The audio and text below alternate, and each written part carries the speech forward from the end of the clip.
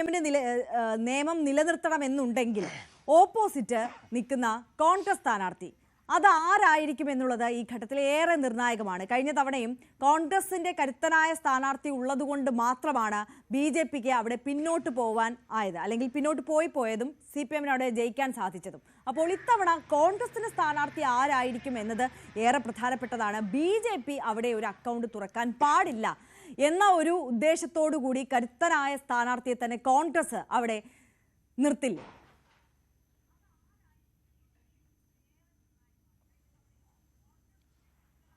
തീർച്ചയായിട്ടും കോൺഗ്രസിന്റെ സ്ഥാനാർത്ഥി ആരെന്നുള്ള ഏറ്റവും പ്രധാനപ്പെട്ടതാണ്. അവിടെ കോൺഗ്രസിന്റെ ദുർബല ഒരു സ്ഥാനാർത്ഥി വന്നതുകൊണ്ടാണ് BJP 2016 ജയിച്ചു കയറി എന്ന വിലയിരുത്തൽ പൊതുവിൽ ഉണ്ടായിരുന്നു. അതുകൊണ്ടാണ് നിയമം പിടിക്കാൻ കെ മുരളീധരനെ കോൺഗ്രസ് കഴിഞ്ഞ തവണ അവിടെ മത്സരിപ്പിച്ചത്.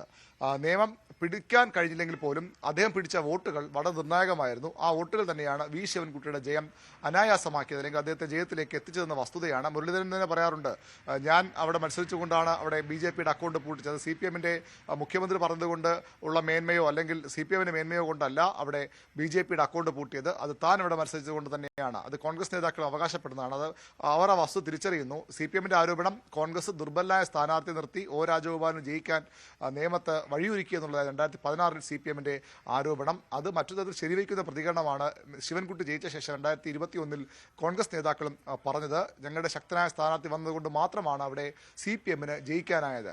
അവിടെ ഉയർന്ന ചോദ്യം ആര്യ ചോദിച്ചതുപോലെ ശക്തനായ സ്ഥാനാർത്ഥിനെ കോൺഗ്രസ് തവണ കൊണ്ടുവരുമോ എന്നുള്ളതാണ്. പക്ഷേ നമുക്ക് ലഭിക്കുന്ന വിവരമനുസരിച്ച് ശിവൻകുട്ടിയാണ് CPM സ്ഥാനാർത്ഥിയെങ്കിൽ കെ മുരളീധരനോട് മത്സരിക്കാൻ താല്പര്യമില്ല. അതിന് കാരണം അവിടെ ജയസാധ്യത അവിടെ കുറയും. കാരണം BJP അവരുടെ വോട്ട് എന്തായാലും അടിസ്ഥാന വോട്ടുകൾ പിടിക്കും.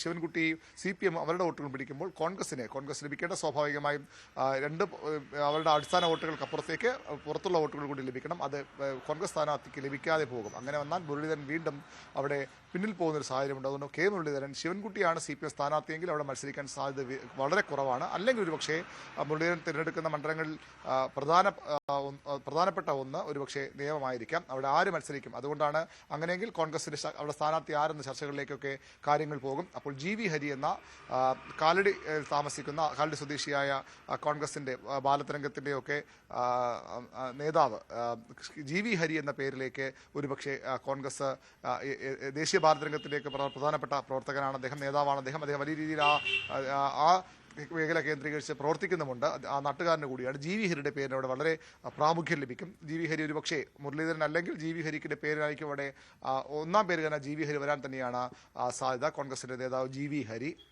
ഒരു പേര് കൂടി അവിടെ ഉള്ളത് നേമം ഷജീർ എന്ന യൂത്ത് കോൺഗ്രസിന്റെ ജില്ലാ പ്രസിഡന്റ് പേരാണ്. നമുക്കറിയാം നേമം ഷജീർ ജില്ലയിൽ തന്നെ ഒരു പദയാത്ര നടത്തിയിരുന്നു കഴിഞ്ഞ 6 മാസങ്ങൾക്ക് മുമ്പ്.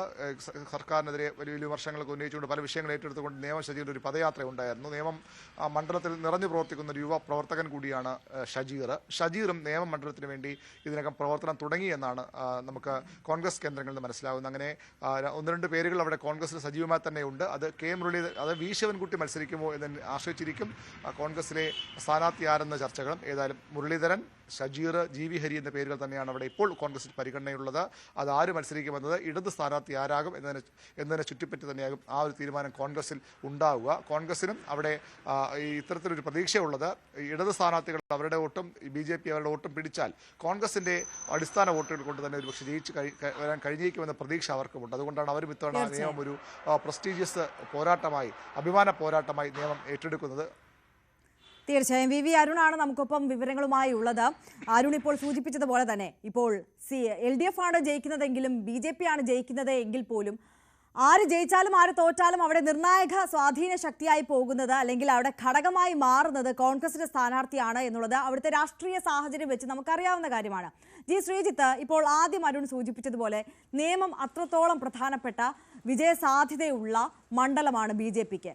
നിയമത്തെ ജയിച്ചില്ലെങ്കിൽ മറ്റെവിടെ എന്നുള്ള വലിയ ചോദ്യം തന്നെയാണ് BJPക്കുള്ളിലും ഉള്ളത്. അതുകൊണ്ട് തന്നെ എങ്ങനെയും നിയമം പിടിക്കുക എന്നുള്ളത് അവരുടെ മുന്നിലെ വലിയ ലക്ഷ്യമാണ്. അതിനുള്ള തന്ത്രങ്ങൾ മെനഞ്ഞു കഴിഞ്ഞിരിക്കുന്നു, പ്രവർത്തനങ്ങൾ ഇതിനോടകം തന്നെ ആരംഭിച്ചു കഴിഞ്ഞിരിക്കുന്നു. പക്ഷേ ഇപ്പോൾ സൂചിപ്പിച്ചതുപോലെ തന്നെ കോൺഗ്രസ് സ്ഥാനാർത്ഥി അടക്കമുള്ള ഘടകങ്ങൾ അവിടെ തിരിച്ചടിയാകാനുള്ള സാധ്യതയുള്ളതിനാൽ അതുകൂടി പരിഗണിച്ചുകൊണ്ടുള്ള തന്ത്രങ്ങളാകുമല്ലോ സ്വാഭാവികമായും മെനയുക. ഇപ്പോൾ ഉള്ള ചർച്ചകൾ രാജീവ് ചന്ദ്രശേഖർ എന്ന പേരിലേക്ക് എത്തി നിൽക്കുകയാണ്.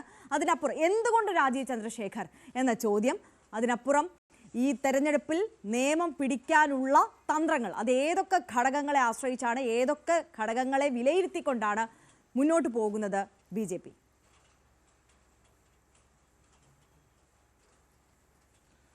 നേരത്തെ അരുൺ ചൂണ്ടിക്കാണിച്ച പോലെ അടിസ്ഥാന വോട്ടുകൾ അതുൾപ്പെടെയുള്ള കാര്യങ്ങൾ തന്നെയാണ് നിയമത്തിന്റെ പ്രസക്തി BJPയെ സംബന്ധിച്ച്. മാത്രമല്ല, കേരളത്തിൽ ആദ്യമായി ഇതുവരെ BJP എല്ലാ കാലത്തും കളിയായിക്കൊണ്ടിരുന്നത് BJPക്ക് അക്കൗണ്ട് തുറക്കാൻ കഴിയില്ല എന്നുള്ളതാണ്. അത് തിരുത്തി BJP O രാജഗോപാലിലൂടെ നിയമം പിടിച്ചു.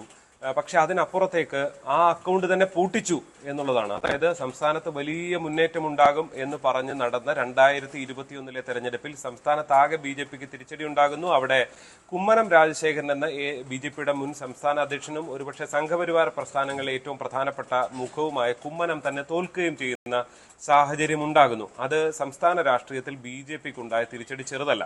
മാത്രമല്ല, അതിന് തൊട്ടുമുമ്പുള്ള തെരഞ്ഞെടുപ്പിൽ ആ തെരഞ്ഞെടുപ്പ് സമയത്ത് ഉമ്മൻചാണ്ടിയെ പോലും നേമത്ത് സ്ഥാനാർത്ഥിയാക്കുക എന്നുള്ള തന്ത്രങ്ങൾ കോൺഗ്രസ് മെനഞ്ഞിരുന്നു.